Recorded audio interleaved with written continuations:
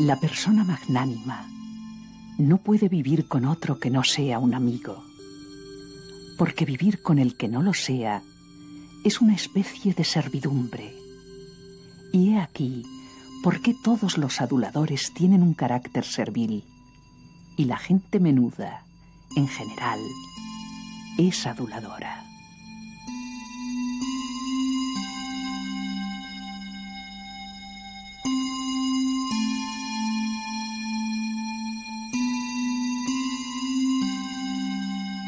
La persona magnánima no siente resentimiento por el mal que se le haga, porque acordarse de lo pasado no es propio de un alma grande, sobre todo cuando el recuerdo recae sobre el mal recibido y es más digno olvidarlo.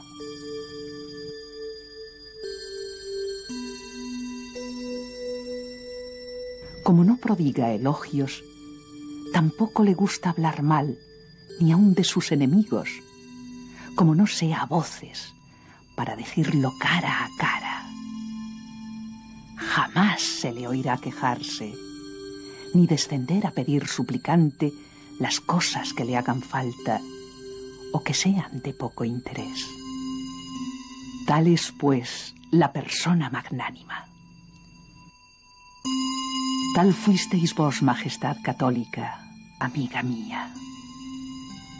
En aquella jornada, la última de luz terrena para vos, la última del largo viaje que emprendimos juntas, horas después de vuestra muerte, quise dedicaros el mejor de mis recuerdos, la obra moral de mi maestro Aristóteles. Él la escribió para su hijo. Era un tratado de cómo debe obrar bien un hombre en la vida. Vos, señora, me enseñasteis cómo obra bien una mujer.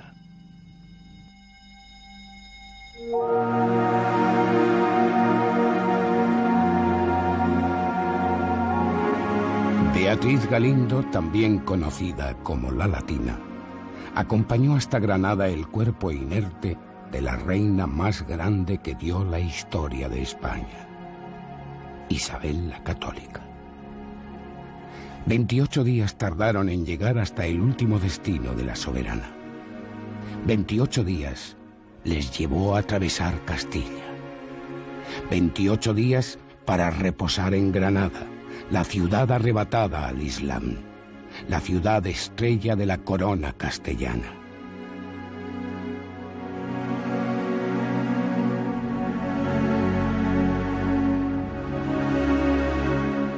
Beatriz Galindo, tal vez la mujer más culta e inteligente de cuantas formaron la corte de los reyes católicos, había estado muy unida a doña Isabel. Y en aquellas jornadas de luto para toda la cristiandad, Beatriz quiso permanecer, como siempre, al lado de su soberana. Beatriz Galindo, la Latina, fue hasta el último momento la sombra del poder. La sombra del poder. Qué difícil y a la vez excelente posición para convertirse en observadora de la vida de un rey, y como en este caso de la de una reina. Ser la sombra del poder en tiempos de Isabel la Católica debió de tener además un encanto especial por lo que significó de compromiso y aventura con el futuro. Beatriz Galindo fue la Latina, una mujer inteligente, tenaz y leal al servicio de otra que la historia se encargó de adornar con honores y glorias. Beatriz Galindo influyó en la vida cultural de su tiempo.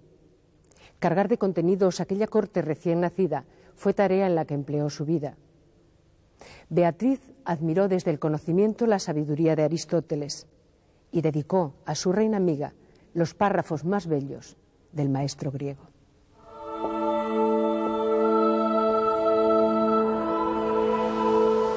La persona magnánima no puede vivir con otro que no sea un amigo.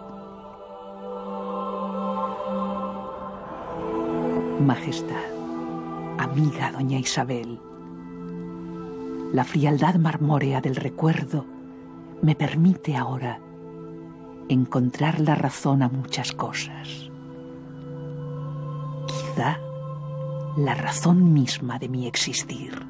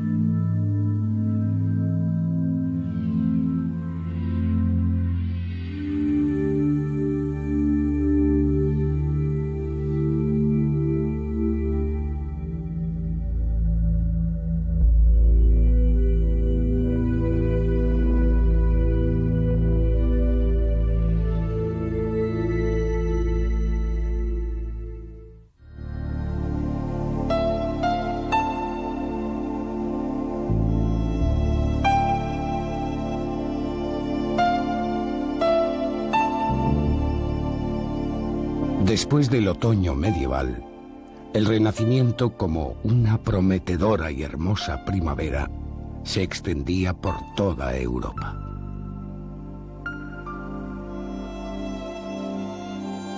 Salamanca era entonces una de las ciudades más receptivas a esta nueva corriente.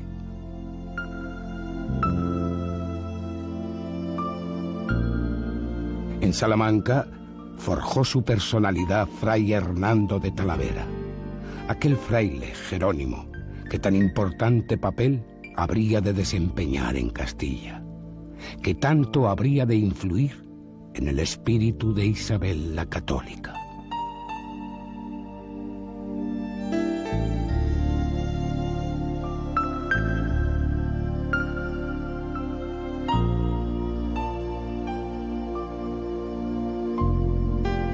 La célebre Universidad Salmantina, fundada en 1215 por Alfonso IX de León, estaba considerada como una de las 4 más importantes del mundo, junto con las de Bolonia, París y Oxford. En sus aulas, miles de estudiantes se formaron en aquel tiempo en lenguas y literaturas clásicas. Aquí enseñó Antonio de Nebrija, gran humanista y autor de la primera gramática de la lengua castellana. Hacia Salamanca había dirigido sus ojos la reina en busca de maestros para sus hijos.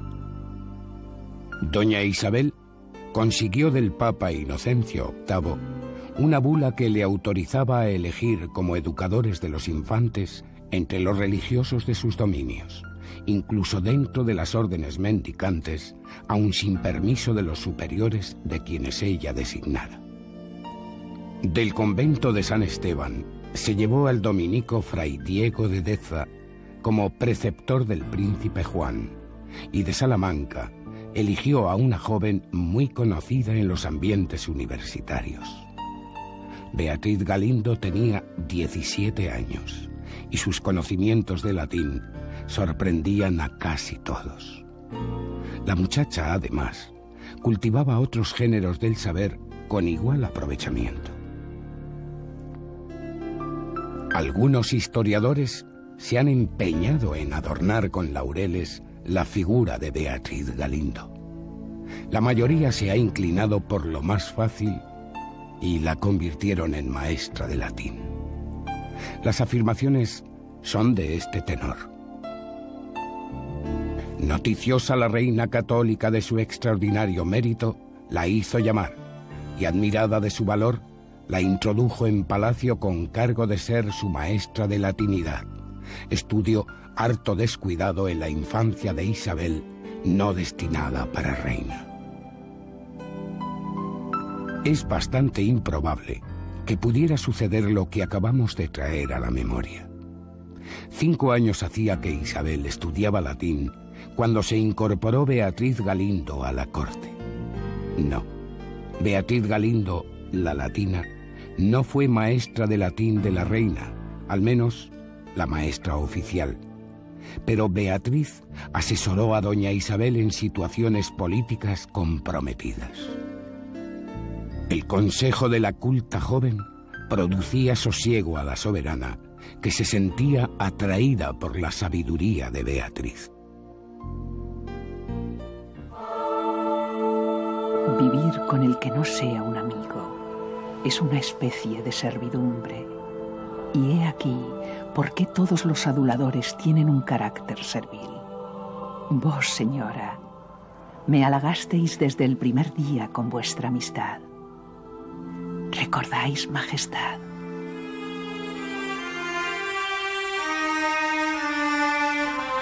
¿Cuántas veces hablamos de nuestra sincera amistad que no pudo nunca trocarse en cargos ni rangos?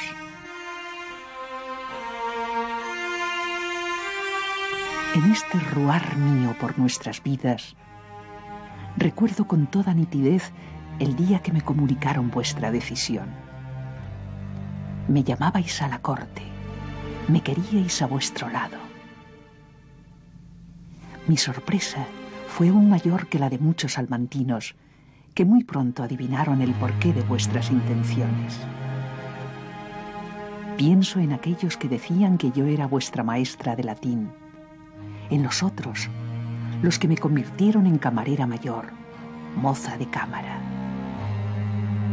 Todos se equivocaron.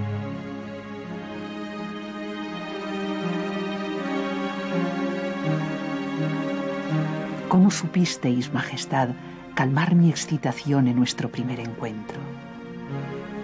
Teníais tantos deseos de saber. Queríais conocer qué sucedía en Europa, cómo pensaban los más avanzados. Os inquietaba y atraía el Renacimiento, aquel movimiento filosófico y cultural que empezaba a cambiar el rumbo de nuestras vidas.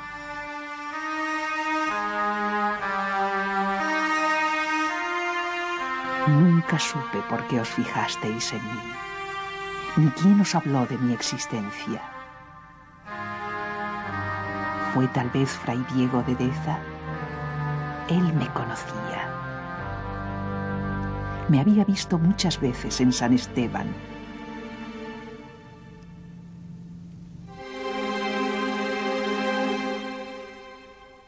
Pero poco importa quién haya sido. Lo cierto, señora, es que fui muy afortunada al poder compartir con vos momentos cruciales de nuestra historia. ¿Recordáis, majestad, las jornadas previas a la conquista de Granada? Hacía meses que vivíamos en aquel campamento al que vos bautizasteis con el nombre de Santa Fe. Santa Fe fue testigo directo de tantos y tan importantes acontecimientos de nuestra historia que su permanencia en el tiempo se hizo necesaria. Y hoy, esta ciudad sigue mostrando al mundo parte de su pasado. Aquí se firmaron las capitulaciones del primer viaje colombino y la rendición de Granada. Por una de estas puertas, pertenecientes a la muralla del campamento original, salieron los reyes con sus tropas. Iban a tomar posesión del último bastión del Islam. La riqueza, belleza y colorido de este palacio sin duda hubo de sorprender a los nobles cristianos. Uno de ellos, Íñigo López de Mendoza, conde de Tendilla, perteneciente a una de las familias más renacentistas de la época, sería el elegido por los reyes católicos como alcaide mayor de la Alhambra. Él viviría desde entonces en este lugar. Documentalmente, no se ha podido comprobar si Beatriz Galindo figuraba en el séquito que acompañó a la reina aquel día a la Alhambra, aunque es muy probable que así fuera, porque lo que sí se conoce es la presencia de Francisco Ramírez de Onena, o Ramírez de Madrid, el marido que la reina tuvo a bien otorgar a Beatriz. Y es verdad que muchas veces los cronistas se limitan a destacar los nombres más conocidos. Pues sin duda, aunque claro, Ramírez de Madrid era un personaje ya conocido y apreciado cuando llega Beatriz a la corte, de manera que pues es posible que los reyes, concretamente la reina, tuvieran una doble finalidad. Por una parte, proporcionar un matrimonio ventajoso a su protegida, y por otra parte, pues proporcionar una esposa que tenía grandes cualidades intelectuales a un hombre que era más bien un hombre de guerra, como era Francisco Ramírez de Madrid. El matrimonio de Beatriz Galindo, sin duda alguna, es concertado y gestionado en el seno de la corte, y sin duda también la reina tiene que ver en su configuración. Sin embargo, considero que ambos personajes tienen su papel propio dentro de esa gestión de la burocracia regia en la casa particular de la reina, y responde a un esquema de colaboración, es decir, a una teoría de colaboración de los sexos que parece imperar incluso en la propia noción de la monarquía y de poder que imperan en el matrimonio que representa Fernando e Isabel. Amé profundamente al hombre que Dios y vos me disteis por esposo. Francisco Ramírez de Madrid era la persona que más nos convenía. Valeroso soldado, padre ejemplar y fiel servidor. Francisco nos abandonó muy pronto. Cayó en manos del moro aquí, en Granada. Qué generosa fuisteis, señora, al preocuparos por mi futuro. Cuánto deseaba vuestra majestad ver felices a quienes como nosotros os servíamos. Hay muchísimo, era una casamentera empedernida y además no aprendía nunca. Cada vez que había un gran problema, yo estoy pensando el problema de los Osorio, por ejemplo, Isabel enseguida se inventaba una novela de amor diciendo que hoy estos chicos que se han enamorado y hay que casarlos porque en fin sería no sé qué. Y entonces lo que sucedía es que a través de eso se arreglaba uno de los grandes problemas de la nobleza española. Ella fue una tremenda casamentera.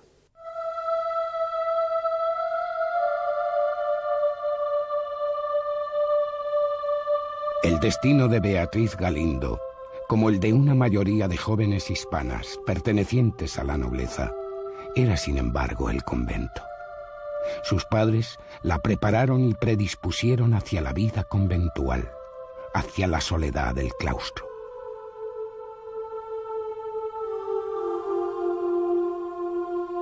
La niña Galindo inició sus estudios básicos de gramática y latín para hacer méritos ante su inminente futuro religioso.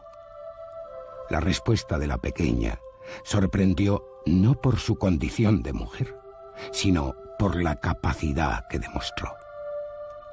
En aquella época destacaban ya en el campo del saber mujeres sobre las que no pesaban prejuicios de género alguno.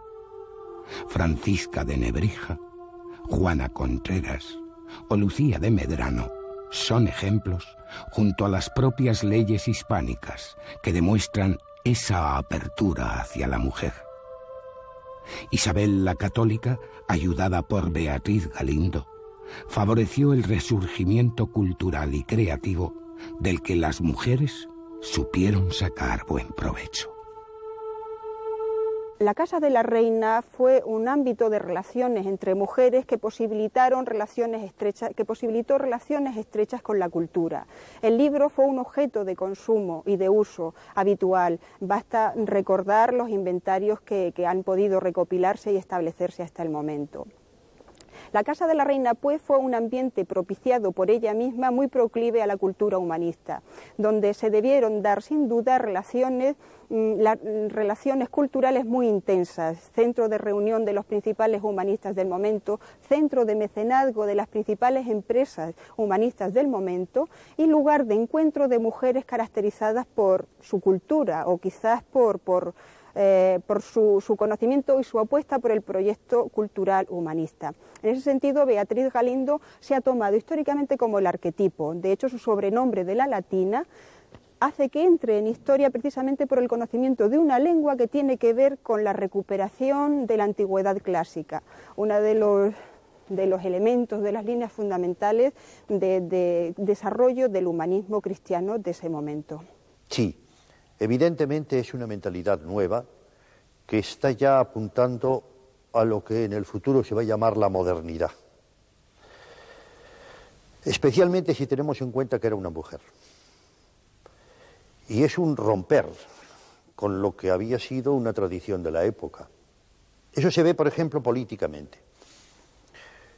Hasta entonces había un precedente según el cual las mujeres en Castilla no perdían el derecho a reinar. Pero los antecedentes que se podían señalar, habría que señalar el caso de doña Urraca, el caso de doña Berenguela, y el caso de la mujer de Enrique II.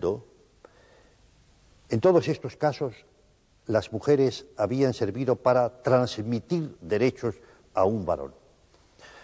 Cuando ella llega en 1474 al trono, rompe con esta norma y lo discute con Fernando, diciéndole: no tenemos más que una hija en este momento, no sabemos si tendremos más, entonces no se puede negar el derecho a la mujer, pero no solo el derecho a transmitir, tiene que ser el derecho a reinar. Otra cosa distinta es que ahora hagamos un contrato entre los dos para que yo reine en Castilla y tú reines en Castilla, y más adelante él reina en Aragón y ella reina en Aragón, pero reina en virtud de un contrato y en virtud de una cesión o de un reconocimiento escrito y solemne que se ha hecho, pero no porque haya renunciado a su papel directivo y se haya convertido después en lo que es una mujer consorte, simplemente. Isabel la Católica gustaba favorecer los intereses de las mujeres de palacio. La reina se convirtió, sin quererlo, en modelo a imitar, espejo en que mirarse. La crónica de Fernando del Pulgar refiere que la reina criaba en su palacio doncellas nobles y dotábalas magníficamente y hacíales grandes mercedes por casarlas bien. Beatriz Galindo fue buena prueba de ello. Doña Isabel había ganado la guerra con Portugal. Para conmemorar la victoria y dejar constancia histórica de tan importante acontecimiento, mandó construir en Toledo San Juan de los Reyes, posiblemente el más bello exponente del gótico flamígero español. Uno de los personajes destacados en aquella confrontación era Francisco Ramírez de Madrid, un noble de corte tradicional que habría de prestar grandes servicios a los reyes católicos en su lucha contra el Islam. Una persona en quien la soberana confiaba. Pues bien, Francisco Ramírez fue el elegido por la reina para marido de Beatriz. Doña Isabel siempre estaría agradecida a Francisco Ramírez y a quienes, como él, la ayudaron a vencer al rey portugués, defensor de los derechos al trono de Castilla de su sobrina doña Juana. Su agradecimiento lo plasmó la reina, favoreciéndole con reales cédulas que le otorgaban bienes materiales. Casas en Madrid y Granada, un cortijo en Daifontes, otro en Albornoz, molinos en Moet y Aldehuela. También fue distinguido Francisco Ramírez con el nombramiento de secretario del Consejo del Rey.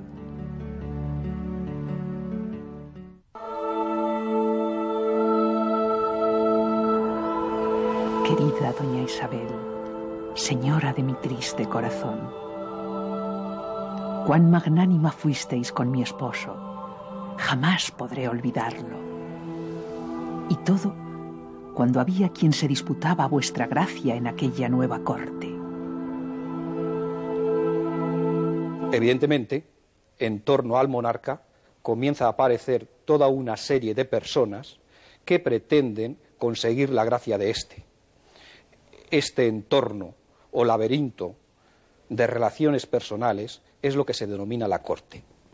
La corte, por tanto, es la institución clásica de las monarquías modernas.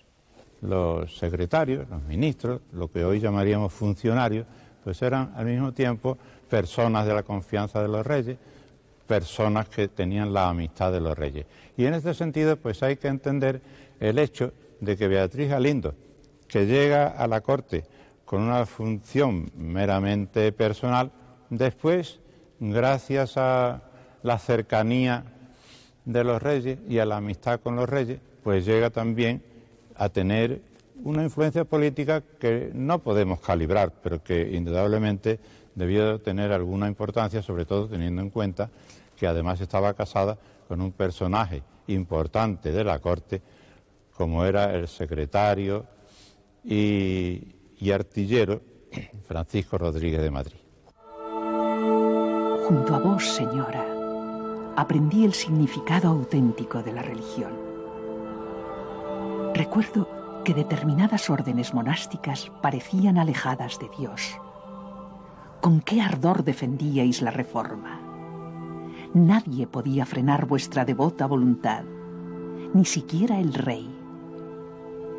Qué diferentes eran vuestras majestades. Muy diferente. Menos de lo que a veces creemos, ¿eh? Tampoco se puede exagerar a este respecto. Pero sí, hay una diferencia muy considerable. La hay en el comportamiento personal, la hay en lo que ella exige de la gente que le rodea, la hay en la preocupación que tiene por el prójimo, en ese testamento en donde está pensando incluso los daños que se hicieron durante la guerra y que no han sido reparados todavía, y dice que los reparen, que no vaya yo a enfrentarme con la muerte teniendo encima de mi conciencia toda esta cuestión, ¿verdad? Bien, eso Fernando el Católico no lo tenía. Para él el mundo era mucho más político y mucho más directo. En cambio, pues la religiosidad de la reina Isabel era, podemos decir, más centrada. Estaba muy interesada en la reforma de la Iglesia, en la reforma de las órdenes monásticas, en que el clero fuera más ilustrado, en que se propagara la educación religiosa entre la muchedumbre.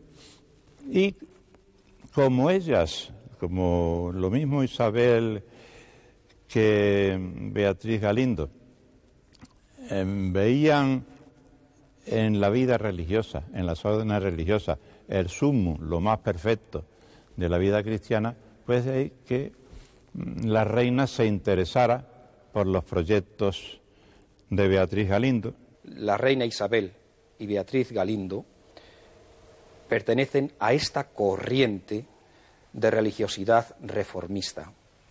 La propia reina incitó y apadrinó la publicación de ciertas obras de los místicos de la Edad Media que después serían prohibidas por la Inquisición, en un afán de buscar una religiosidad auténtica como era la que se estaba produciendo en la Iglesia y en la sociedad en general durante esta época.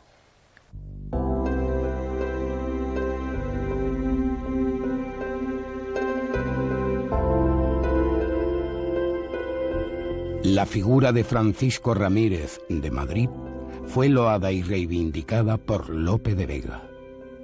El fénix de los ingenios no dudó en reclamar gloria para un valiente madrileño a quien su ciudad ni tan siquiera recuerda.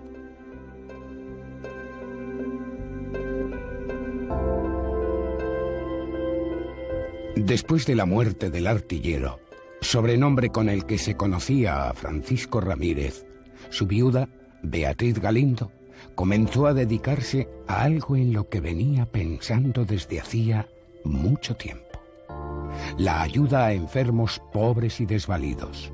Fundó el Hospital de Pobres de Madrid, uno de los primeros con los que contó esta ciudad.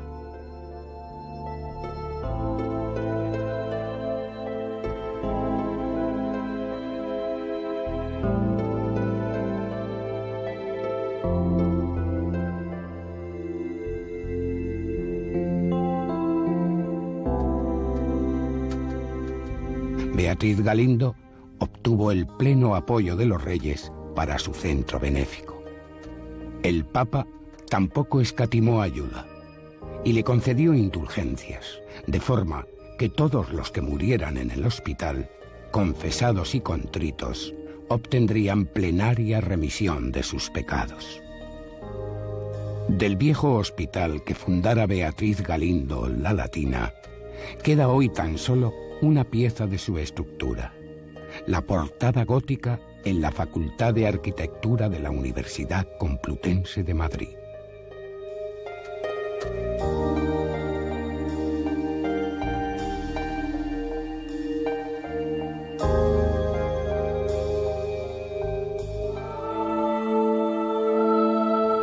Señora, busqué en la tierra la honra y gloria de Dios nuestro Señor.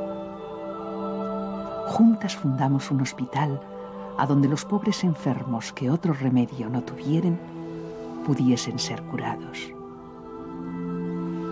De aquel lugar no dejábamos salir a los enfermos por no condenarlos a la mendicidad hasta que no estuvieran en condiciones de trabajar.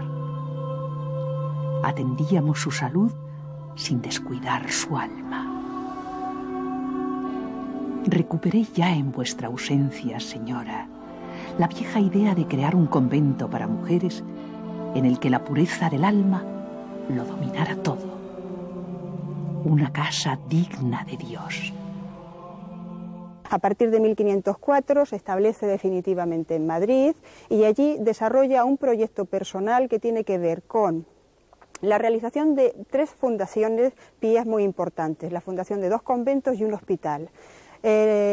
La colocación en el mundo de sus propios hijos, con el desarrollo de todas las cláusulas y contenidos de los mayorazgos que funda en su favor, y al mismo tiempo con el desarrollo, el aspecto que menos conocemos, de un proyecto de estudio y de realización personal que sabemos que había iniciado en la corte de la reina y que en secreto y sin apenas pruebas documentales va desarrollando a lo largo de este tiempo en lo que fue un aposento que se construyó en el hospital que fundara ella y su marido.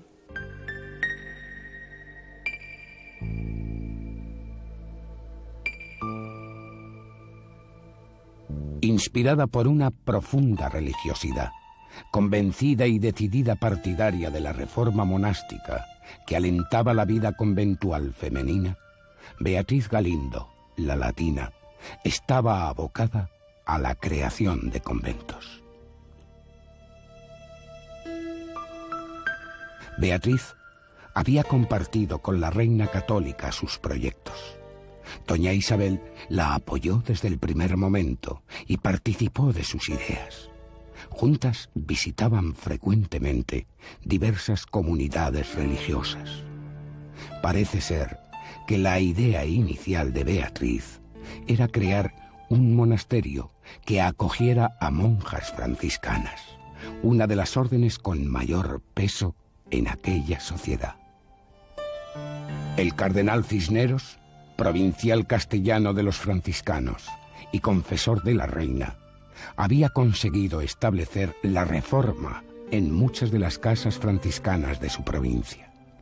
Así pues, parece lógico que Beatriz se inclinara por aquella orden. Sin embargo, fundó el convento de la Concepción Jerónima. No se sabe por qué razón Beatriz Galindo abandonó a los franciscanos y los sustituyó por los jerónimos, aunque pueden existir diferentes motivos. Los jerónimos constituían un ejemplo dentro de la renovación espiritual de los conventos y disfrutaban también del favor de la nobleza.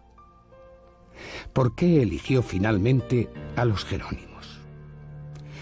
Es muy posible que, además de los argumentos apuntados, Fray Hernando de Talavera, antiguo confesor de la reina y arzobispo de Granada, influyera en Beatriz Galindo. Pues quizá fue Fray Hernando de Talavera, personaje que yo creo que ejerció una gran influencia. Bueno, esto lo dice ya José Sigüenza, el historiador de los Jerónimos. Puede ser una voz interesada, pero yo creo que es posible que coincidiera esta influencia del Fray Hernando de Talavera con una disposición de ánimo de la propia Beatriz Galindo, repito, sin que haya documentos que nos lo confirmen, y que los Jerónimos pues representaran mejor por ese sentido intimista en la vivencia de su religiosidad, por ese origen que habían tenido de eremitas que deciden un poco imitar la vida de San Jerónimo y que fundan la orden a través del monasterio de Lupiana, etcétera. Pues es muy posible que coincidiera estas dos cosas, pero en fin, repito que son puramente hipótesis razonables que no están absolutamente corroboradas por la investigación histórica. Una lección significativa si pensamos que por entonces la orden jerónima no tenía jurídicamente establecida una orden femenina en su seno. Si entendemos que la orden jerónima se regía por la regla de San Agustín, un marco reglar monástico mucho más flexible y en el que tradicionalmente muchas mujeres quisieron refugiarse a lo largo del tiempo. Consta documentalmente que Beatriz Galindo fue consultada por Carlos I acerca de los métodos y virtudes que debía buscar en sus servidores castellanos. Beatriz, que se autodefinía como criada de la reina, en su correspondencia con la soberana, pasó la mayor parte de su vida en la corte y, por lo tanto, conocía muy bien los secretos y resortes del poder. Beatriz, que probablemente evitó cargos oficiales, sí buscó el reconocimiento real para sus familiares más directos. Beatriz, que se apartó de la corte después de la muerte de la reina y que apoyó al rey Fernando en sus reivindicaciones al trono, nunca aprobó ni aceptó el segundo matrimonio del monarca. Y ahora, Beatriz acudía a la llamada del rey Carlos, el nieto de doña Isabel. Beatriz Galindo apostó por el emperador.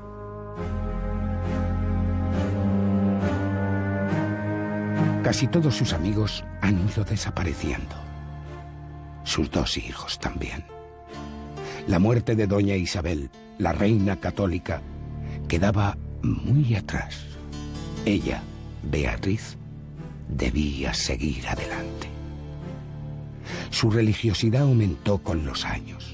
Su carácter se volvió autoritario y llegó a mostrar cierto clasismo. Beatriz Galindo fue considerada como una de las mujeres más sabias de su tiempo, una mujer culta que creyó en el humanismo.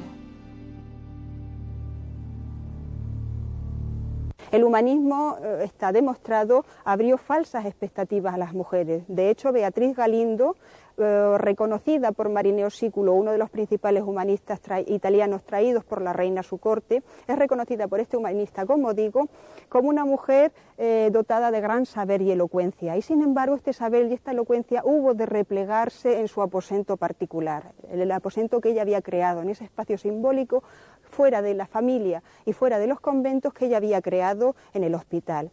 Un espacio en el que se recluyó con sus libros, como digo, y que no permitió que saliese ese saber. De hecho, de las obras que se le atribuyen, ninguna ha llegado hasta nosotras o nosotros. Beatriz Galindo sería el arquetipo de la puela docta, sin obra escrita que ha llegado, o la tradición histórica ha hecho llegar hasta nuestros días. Yo no voy a aprovechar la ocasión para sacar a relucir aquí un canto a un feminismo avant la lettre en el siglo XV, evidentemente, o en comienzos del XVI.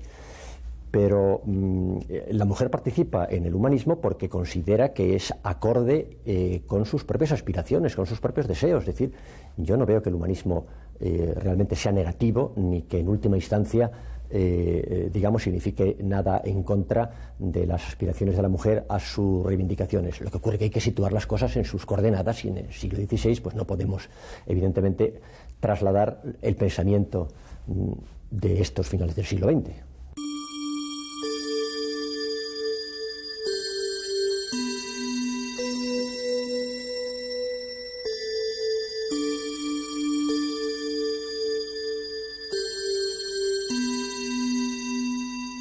A la persona magnánima no le gusta hablar con los demás, porque nada tiene que decir de sí mismo ni de otros.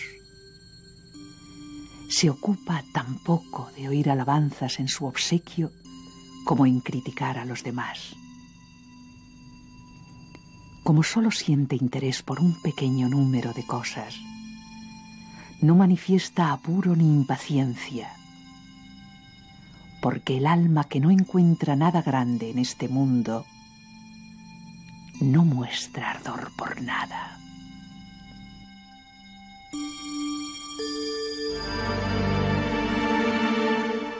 Beatriz Galindo murió en Madrid en 1534 a la sombra del poder.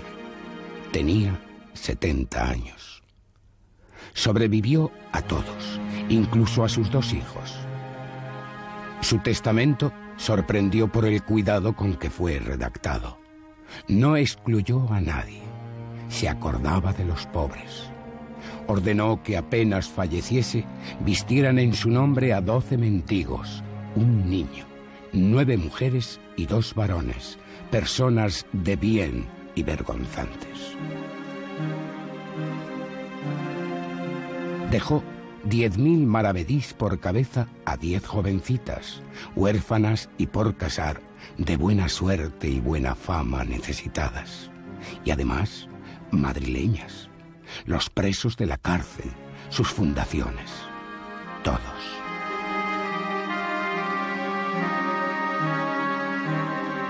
Su familia resultó tratada con generosidad.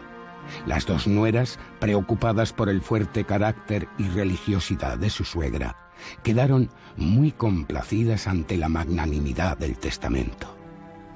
Beatriz tuvo muy en cuenta a sus nietos y nietas.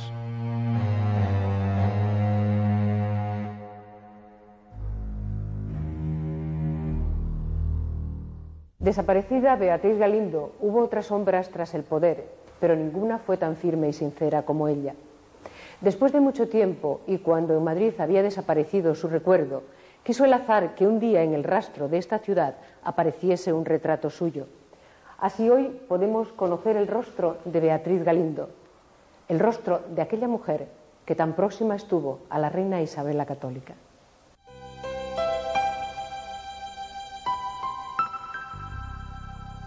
Llevaba un tocado de terciopelo negro. Su manto era de damasco, rico, labrado en oro. La loba de terciopelo rojo. Y llevaba sobre su pecho sus iniciales, B.G., estampadas en una alhaja que se colgó del cuello, dejándola pender de una sarta de gruesas perlas.